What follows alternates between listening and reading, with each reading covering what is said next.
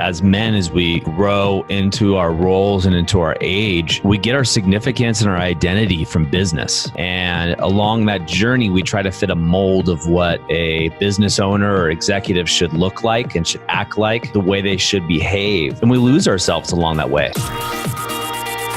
Hello, everyone, and welcome to another episode of The Powerful Man Show. I am your host, Doug Holt, with my co-host, Tim, the Powerful Man Matthews. What's going on, brother? I'm very well indeed. How are you? I'm doing well also. Coming back off recording another amazing episode. You did a great job on that, just giving information to the guys. It always warms my heart when we're able to help guys out, and you did an amazing job, man. Oh, thank you. I appreciate that. Yeah. Well, Tim, we were talking about this offline before we hit the record button, as we often do. But the number one mistake guys make in their lives. Wow. It's a bold claim, isn't it? But I'm going to roll with it because it is the number one mistake that we see the men we work with make. And again, there's a pattern that we've seen play out in hundreds, if not thousands of men over the past 5 years. And what it is, so often they come to us with problems in their marriage. They're either about to get divorced or they can't switch off and they're constantly arguing with the wife, and the wife then doesn't want to have sex with them. They're then either looking at other women or looking at porn or, whatever it is, they're sedating with alcohol. And then this bleeds into their business as well. They start to then lose drive and passion for the business. And they think that the problem is the relationship. The problem is the marriage. And they then obviously want to get tactics and strategies on what they can do to take it straight to the marriage and fix it. Or they think the problem is in the work-life balance. They're working long hours, so the solution must be to, hire more staff or make more sales or delegate better or whatever it is.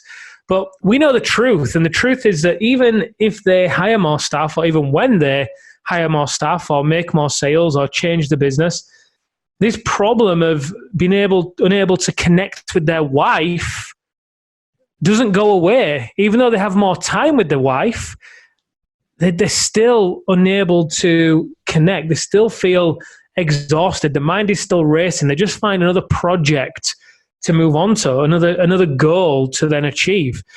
And the mistake they're making is that they have been prioritizing business as the first and foundational territory in their life. And they've done that because, like we've said, they have been taught to believe the way to provide is to go and make money. And that's the first and foremost way to provide. But we know it's very different. Sure, provide for your family, make money. Of course, that's important. Of course it is. But alongside that, in order to truly provide for the woman in your life and your family, they want to be provided for in a different way. But if you are putting business as the first territory and almost putting all your eggs in that one basket, what they then do is put wealth as territory number 2. And by the time they've got to the third territory, which is their relationship, they've barely got anything left to give. They've barely got any energy to actually go home and have a conversation with the wife and engage in all the activities that go along with having a family. And then if they even have any energy left after that, which usually they don't, it goes to the fourth territory of health. Usually, although the guys know that they should be healthier and they know they should be working out and they know they should be eating cleaner, they're not doing it. And they're not doing it because they're so exhausted, they just don't have anything left to give. Sometimes they're working out, but that just exhausts them even more. And then the final territory, at the top of this pyramid, if you imagine it, businessmen at the bottom, the top of the pyramid taking up the least amount of space is self. Now, when we have seen the biggest shifts for men in their business, where the profits have increased the most, as well as the guys being able to work less, and also even better, when they do work on the tasks that they love and the tasks that really move the needle for them in their life and their business. When that's been able to happen, they've flipped that on their head. And instead, at the bottom of that triangle, at the bottom of that pyramid, is self. That's the foundational piece. That's the one that's propping this pyramid up. And they're going into there and they're doing the work on themselves to really create that knowing of who they are and what it is they want. That then fuels their clarity and confidence in all areas of their life. Now, above that then goes health, because obviously they then value their body, and it's where they then get their energy from. It doesn't mean going and working out crazy hours in the gym every day at all.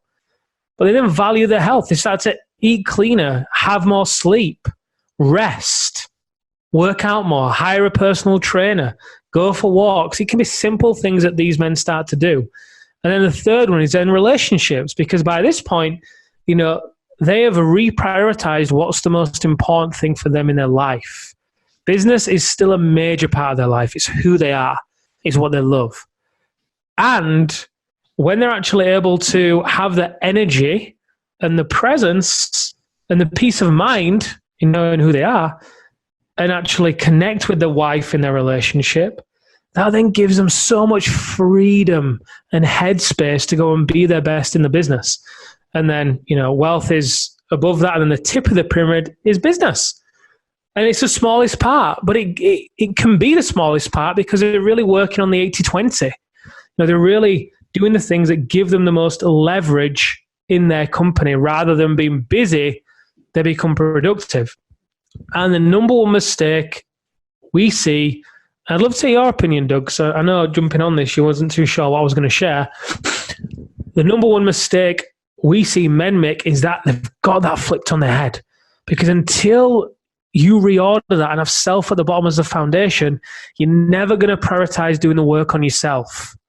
And it's that is required. It's doing that work, having the courage to go into your darkness and transform it into the light that creates the foundation on which you can rise as a powerful man and be the powerful man you were born to be.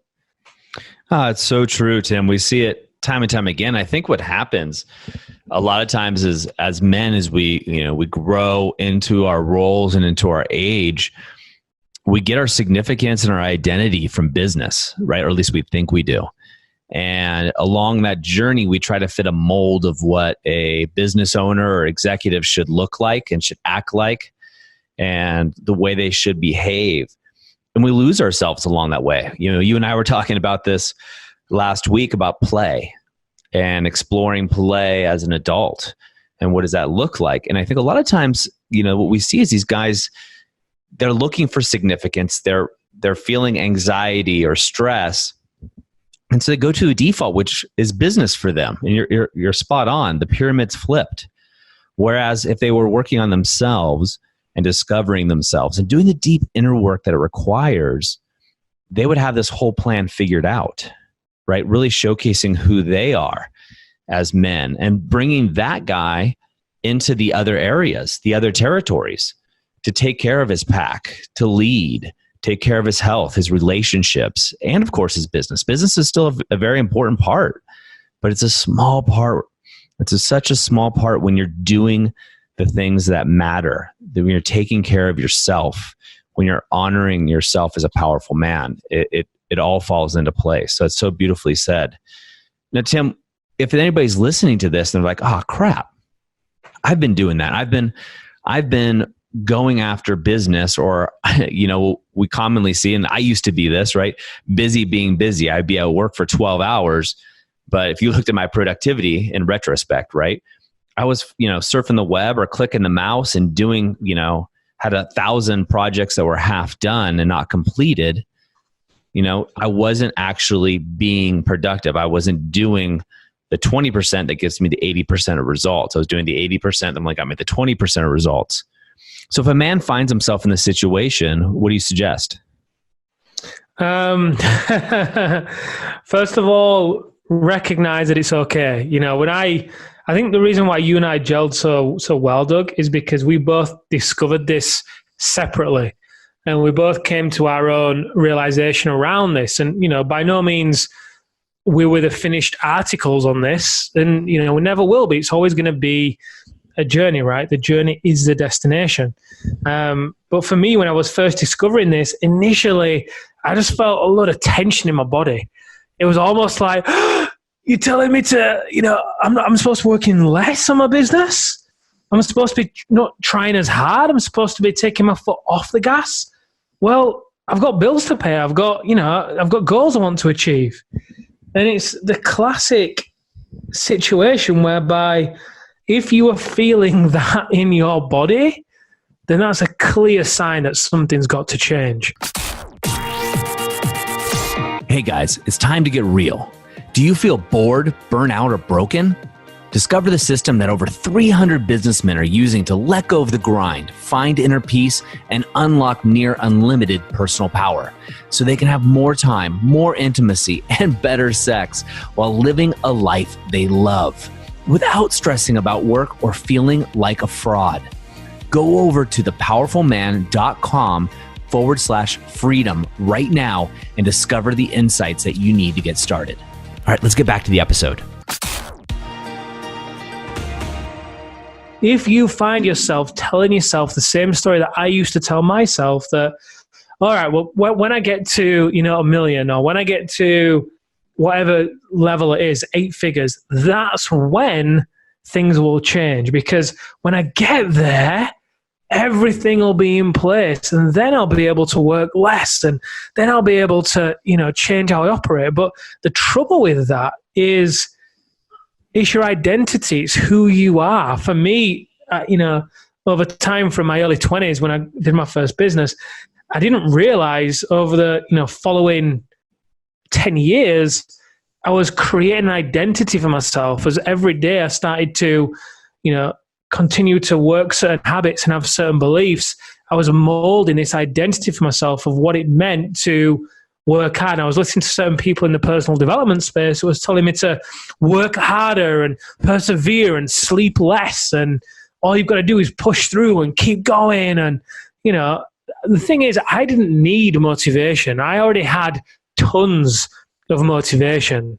And what I required back then was a better insight, because the perseverance and the pushing harder was just getting me more of what I was already had. Sure, I was making progress. I used to look at these people that had these exponential jumps and think, how the hell have you done that? Like, what have you done differently to what I'm doing? Like, is it a different strategy? And I used to invest so much time and energy and money into mastering the external, the sales strategies, the hiring of staff, the marketing, the systems.